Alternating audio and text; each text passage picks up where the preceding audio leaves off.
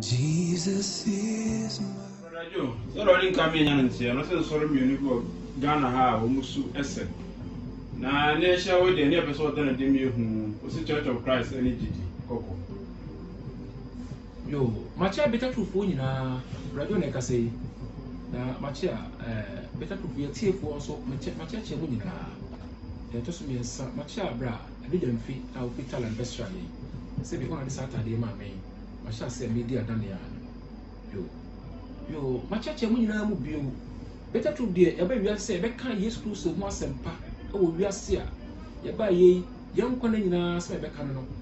2000 over years ago as a movie already so the bus as so man down so yeah you say best was asem we e wo yapan pam na bia kwachima e ma nipa nyina ati say Bible say obaka yi no wasem pa wiase nyina de edi amama nyina dance e no ansa na wie mbeba e wo se ya catch no so e kan wanti edi a na ne e kan fa no anye den wamfa yo ye de ba ye Yesu wasem pa Matthew 5 6 and 7 asem wo ba wiase a so tu so asem ni free Bible ma Bible ye to ye kan nyina stories e si baby ye de we ne ye kan wasem na ne den ye mahmuda munti asofo ba wiase nyina so mo mpe na sa kwanda wo ye Yesu Kristo na se bi bibi otie ho ene se bi ye headquarters so wo dipa we ne oto sa fa pemwe na wo sa di gira na so we ne de ka mo sem se so re wo ye gire die re bo ne die no eye ni so ba de Yesu edi so ba bebo na se Yesu be da sonko e wo wiase sa na Yesu be sonko de ntia me afre se wo ye Kristo ni no eno no ye kan Yesu mo asem nko se Yesu se obi bo mo ne bi obi so wa de ma no obi so opem ho de be na wo chi ma no e ka Yesu kro ye ka na se bi ya ka police station and the court da gran ka enye dai ke si ke fa boni ntwa boni ka ye nya obi na obi so ye dai aya ye no bi ye kra wo se me enye dai me efi no ye ka sa asem wo yi a asem wo bi anka ho doctrine na bi anka ho huma house bi anka ho no wiase fo se ye mo bi ya atorofo na omo se bi wudi founders bi achi no emo na ye dai eya ne kwafo fi se no ma so la hodo e wo wiase nyina ye no se bi wo hwe Yesu mfo nyina wo ma enye dai enye ye aye leaders bi founders bi and the church omo no ma munye dey omunye ye de Yesu asem kan ye ni se meti asaso so de mo to no so a de ye bit ma ye am say de Yesu kan ye de dey ya be bra we ni ensem aye de ma wiase asem wo bi enye dey en kan ti so ka chere say ye ya trofo a me hu de person chere e de Yesu kan ye ka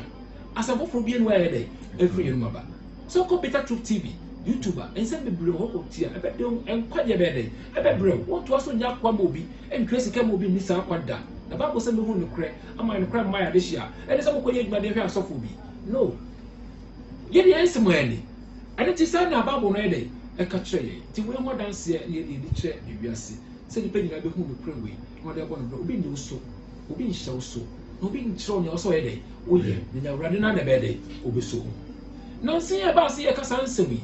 because and ye bon sora ho so ne kire mistakes asoro bi ye en kire bi ekura nkofo bi enye ye bon sora ho so no na akoba se ye bon sora nyina ho so no asoro bi react ye na so Church of Christ ene jidi kokko ho ase na pese me kan ne omo share something common one dey bi mo na pese me kan na e de kire mo na answer na wo brere do Better Truth Facebook en se me brere wo kutie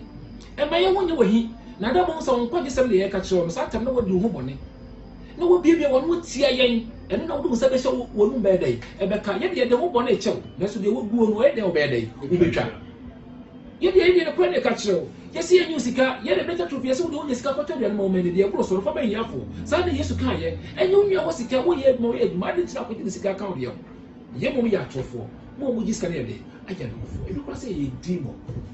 Yesu so ba asase so no ne se wo de ba wiase ne wiase de ensenti ye se Yesu ye dai you so homone ne cheche ne papa enam so kwa de ta ye pese sina bo ye dai eku no mu kun wi aso ko se ye sai ya ten kwa be sira ye anya dai ye e bi na Better Truth for ye na se be de ba Peter mo so omo nka no ye ne ye tim wa kire mo 2000 over years ago na asem we dai e wo ho asem ye to wa e obi ani nse so come Matthew chapter 16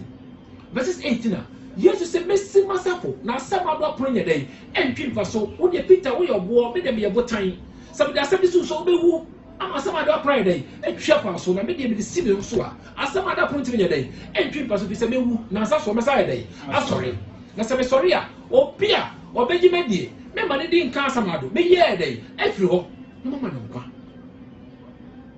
na me founder be leader baby a me kwata any headquarters da bi bɛbɛ fam yɛ dɛ ɛde mo akɔ na me no kwan de kwan de nkɔ obetumi nkɔ agya ne nkyɛn gye sɛ ɔyɛ dɛ ɔnam so na sɛ ɔdɔ me a yɛ dɛ di ma hyɛdeɛ so ahyɛdeɛ nko ana mmara so yɛ dɛ ɛnkɔ mmara deɛ de ahyɛw mmara ya braw sɛ menye bibie ana ahyɛdeɛ yɛ hyɛw sɛ yɛ ne bi no deɛ ne nka bɛyɛ ya hyɛw na ɔsɔ yɛ dɛ woyɛ ɛne ɔsɔ bi bɔ wɔ nyɛ dɛ ɛmu ne bi obi sɛ wɔ ade yɛ dɛ so obi pɛ sɛ ɔfɛ me hɔ ade mɛ na ɔkyi nyɛ dɛ ɛma no so bi wi wɔ ade kwan fa ne nyɛ dɛ ɛnkɔ playstation mo mo sisi mo mo ni mo mim sensɛ mo betisi ne mo di ɛmem when the ready yesu kache enye de wo honam mu enne ye bi katrofo se be soa eye ye wura asem ne minie nie wo se me fa man preko anan kraman no man fo man no anka anfo mo na anyede e tietia so na wei esom ye bo e bi se eye ye wura suban eso ene wo se yeso ye dai ye se ye mum ya atrofo mo a mo fa wei nya adwuma mo ya nkwafo wei ye wunyina so ene woni merade wei ne ka ho asem ene kire no yesu kristo suban ani suba wo no be jade ma asuafo ne se mon konkɔ ya ma nyina masuafo na mon kɔ kyerɛkyerɛ so wodi de ma yɛ dai ma hyɛ busu yɛn bi tatrofo ne yɛ kasa asɛm yi asafoforo bi anya dai ɛnka ho yɛn yɛ atrofo mo yɛ adokafo ebuda enti we ne yɛ ka yɛsɛm nyina ni na yesu ka asasɛm wie ne wɔ sɛ deɛ wo peter wit ma yɛ sɛ me de ɔsoro hine mu nsafo bɛyɛ dai ɛbɛma saa asɛm aka Matthew 5:6-7 no onipa bi a ɔbɛdɔ saa asɛm wei a ɔbɛpɛ sɛ ɔbɛbɔ bra no ɔkɔ na me honhom tie me honhom bɛma na hoɔden na bɛbɔ na ba sɛ na bɛyɛ obetumi de saa asɛm na dai ɛyɛ adwuma na kana pɛsɛ bɛyɛ obetumi abɔ ne sumu ama afa hoɔdie sɛ nyɛ wɛde yesu onim no a ɛnyɛ wɛde yesu dɔ ne hyɛ no a ɛbɛsi dɛ na ɔbɛbɔ na ɔbɛbɔ afa hoɔdie adantia ne yɛ play tit for tat yesu na sɛ ma yɛ play tit for tat bio na honhom bɛbɔ obi a odi saa deɛ wɔ wɔkyi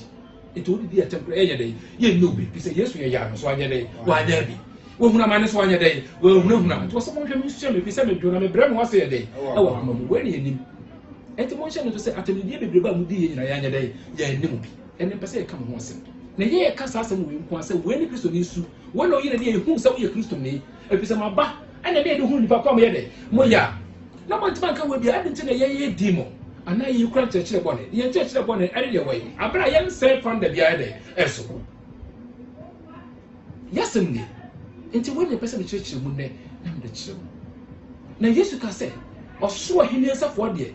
wo peter mede bɛyɛ dɛ mede bɛma wo ade nti a saa nsɛm a yesu de ma wɔ ɔkasa sɛ kyerɛw mu wɔ Matthew chapter 28 verses 19 and 20 sɛ monkɔyɛ ma man nyinaa masuafoɔ na ɔbɛgye de mo na so agya ɔbaa no nkonkron di no mo wi a monkyerɛkyerɛ no nkyerɛkyerɛ bɛ na wɔmfa ma no nkyerɛkyerɛ ɔde ma wɔn n'ahyɛdeɛ a ɔde yɛ dɛ wɔde baa ɛsɛ sɛ mo dɔm a monyɛ dɛ mo ne m'ahyɛdeɛ so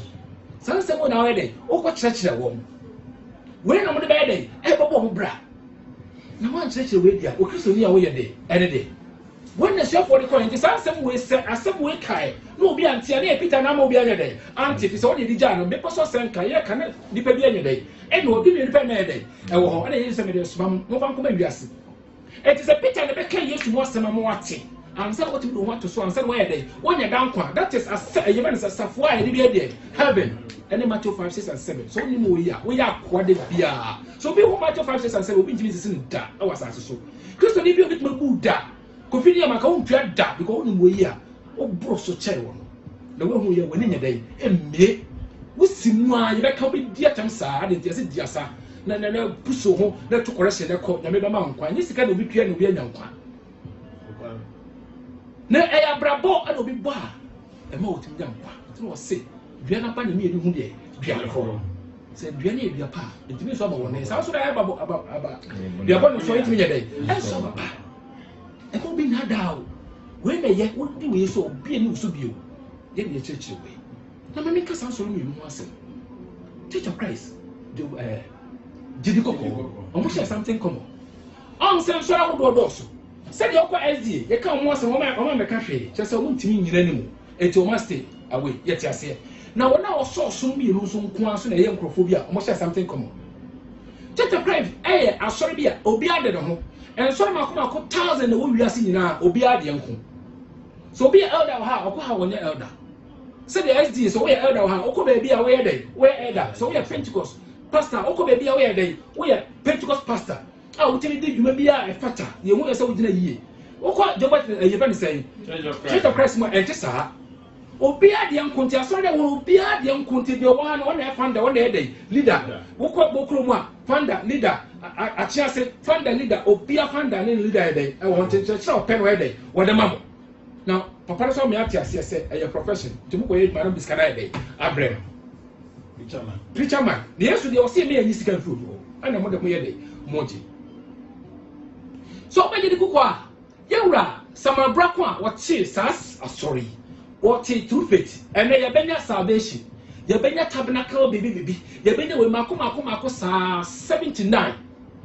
so 77 say 79 obia so de anya dey enko a dey foforo na ye dey ere da so do say mo nyina sha atade kro na so sa normal way division ye dey ewo ebia di nko ana obia de ye so ye dey enko ebi di tight ebi ni tight na se yesu se ka mo nyina me ye ba ko a kanipa nyina be ye dey ebe hu se me ye dey me na so ma na ye nwia sama obra ko kra de obeti ye kra o de ti wo ba ko pe no hwe sikani brenti hwe mu papa na we motwe se bi mu bit makase tie bitter truth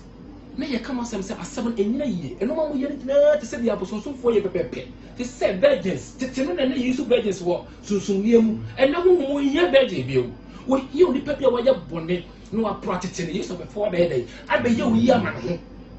the virgins wo nim den o awurade ho a ye bone suo na so ye difo ye se be kire mu a wanti ban kire na da na temdidi hwe sa so ro wei ena pese me ka mo asem kire mo share something common obi anko ana wo ye dey odi ne dwuma bia and you see a conversation with now Church of Christ for any Jidiko at him dear or dear better truth and the passage to say ye the nympha yes money akai and the nympha monso ye ya kan ye na tem de ne free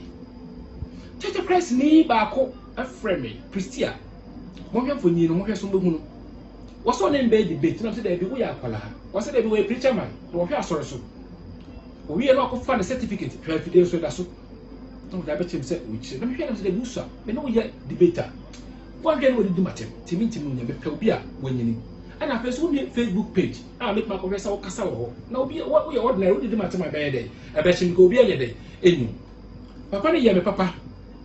obi a so we preacher man mo hwɛ no mfo nyɛ no da ho me ko hwini nyina ayɛ dɛ ɔde ma no say no obi a wo da so no na kasa wo nyina dɛ ɛwo no ana di na da wo so Kristo bi kɛkɛ na wo pɛ sɛ wo yɛ Church of Christ no mfo ne fata so ba bi anyɛ dɛ ɛnyɛ adwuma ɛna wo di me penina me 48 years wo di matem ya sa abra wo ya kwala ɔka kyɛm sɛ ɔde ama matufoɔ boɔ yesu dɔte soro ma bi edi ma danse sɛ tufoɔ boɔ na good for good de ntɛ me ka Church of Christ for mo asɛm ɔne me nkyada kasa wo ka kyerɛ me no wɔne me sie gari akɔpem sɛ de ebesi bɛɛ dɛ ebesi so re bi sɛ Church of Christ to kasa asɔre bi obi a wankɔ Church of Christ bi ɔnyɛ dɛ wankɔ heaven ɛso so bi a ne di matem ɛde na wotibi di me penina tem sɛ abra wo ye preacher man me se me ka kyerɛ ne colleague ba ko se pa me kan kyerɛ ne mfa ne ho am se ei na wo kura koma wei na wo ye Kristo ni wa bani o o se bia na ba ne me edu hu bia kro nti we na Church of Christ for ka kyerɛ sɛ ye wo ye a Kristo fo yi we na se wo nya Kristo fo wona mo ye di matem kɛse pa a me pese me ka o wi na obɛka ne nyina afiri ayinum obi na o ye na obɛka ne nyina na se ko ye ne yi akonim ye dɛ ɛti ɛno ka kyerɛ sɛ he mo da ma mutufo bo de beba kwa be dɛ ɛbɛkyem na mo ka kyerɛ sɛ wan hwɛ yi a mɛka wasɛm apidie so kyai da wo ye ɛmboa na manfi still ya na we de wo ye wo hwɛ no mfo nyina da ho Church of Christ Christia a odi adomani sɛ wo ye preacher man adentia me kana no dua na ɛdɛ abu na sɛ no wie school akɔbɔ ka ho ana sɛ de sɛ bi me ka sɛ ɛtɛ sɛ mo di sika nti saa de a ɔbɛbɔ ka ade sɛ professional na mɛbɔ no ka de ɛna obi di matema ɛdɛ ahyɛ nan me ha wo nyina ni wo ye Christopher yamra gidi kokɔ hwɛ afidie no so hwɛ gidi kokɔ hwɛ mo stop hwɛ no mo yɛ no mo features mo feature leaders no mo no hwɛ asɛbi a mo sɛ no wei na mo tɛ sɛ wɔn konko obi hwɛ mo hwɛ o mo na mo tɔn sɛ sɛ ya mo tia ku sɛ hwɛ do mo kyerɛ sɛ nipa mo tena tibia wei mu mo yɛ bi ta tu fo kasa mo kasa yewura Jacob Bechi hwɛ on fa na mo bi kasa kɛkɛ mo kasa ba boy graphic e bida hwɛ da mo yesu wei ina ba de hwɛ mo yewura obedia hwɛ wo nkrofo yɛ wo to mo yɛ bɛnkyɛ bi mo de ma wo hwɛ su bi abubu yɛ tira mo yɛ yi papa bi wɔ hɔ mo yɛ no mfo ni yɛ frɛ no evangelist bibi Stephen papa de di matam papa akola ketekete wo hwɛ n'anim wɔ so yɛ evangelist de di matam bebree ba ko ɛte so wɔn so na da hɔ no hwɛ ɔka kyerɛ sɛ kwase akwa oh na me yɛ wo dai ya su we no emfata sɛ yɛfrɛ m sɛ moyɛ kristofoɔ kristo su ne Matthew 5, 6 and 7 sɛ su wɔ mu a na kyerɛ sɛ nyame so yɛ dɛn ɛwɔ mu wei ne yɛka ho asɛm ɛnti ne deɛ mebɛkyerɛ mu something come a mohyɛ ne nti ama mo ɛya na modi atema ma mo mpanyimfoɔ so yɛ dɛn ɛdi atɛm bie ɛno no sɛ deɛ sɛ wonyɛ panyin a ɛne wo nhyia sɛ yɛbɛyɛ anobabaeɛ na yɛ dɛn yɛakyerɛkyerɛ nsɛm mu gye sɛ woyɛ dɛn woyɛ panyin ansa na wowɔ dini sɛ bɛfa ne sɛ wowɔ Facebook page a wɔso kasa wɔ hɔ ɛneɛ wɔno bɛyɛ bi sɛ wode wano bɛyɛ dɛn ɛbɛka atɛmdidie ɛyɛ nhyɛhyɛ mu ɛne atɛmdidie yɛkora deɛ nkɛnim atɛm ɛyɛ dɛn bɛyɛ dɛn modi atɛm yɛasɛm wɔ ani Church of Christ gyidi kɔkɔɔ ɛhyɛ something common obiara sɔre nko obiara di ne ko yɛ dɛn ɛwɔ n'asomtu obiara pa wɔyɛ dɛn wɔyɛ apart from sɛ Abraham Campbell ɛne yɛwura Samuel Brako bɛte aso na wɔyɛ founders no ɔmo ankasa nso mpɛsɔmpɛsɔ ɔmo founders no dɛn ɔmo leaders obiara ntumi nkɔ obiara ahyɛ so nkɔdi yɛ dɛn dwuma biara obiara dɛn edi ne dwuma that's why a ɔmo de ɔmo su ɛne ɔmo ban ɛna ɛyɛ nyame dwuma edin na ɛda ɔmo sɛ kristofoɔ nso ɔmo su ban deɛ ɛnka ho na yɛ sɛ ɔmo de ɔmo ano fafa ne di mi ni na ɔmo akoma deɛ dɛn atwe nkɔ na baako sɛ mo bɛhu ne korɛ ɛkra mo ayɛ adehyɛ ehyia nka mo nyinaa. Jesus is my